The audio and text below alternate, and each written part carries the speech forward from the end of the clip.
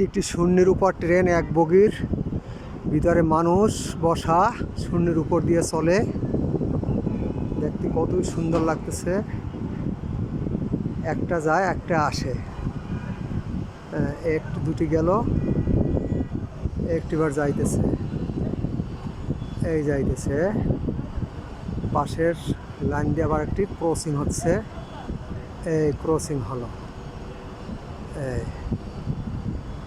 এইভাবে পিলারের উপর থেকে, পাশ থেকে রেলিং, পিলারে গিয়ে দুটো আবার ক্রসিং হবে।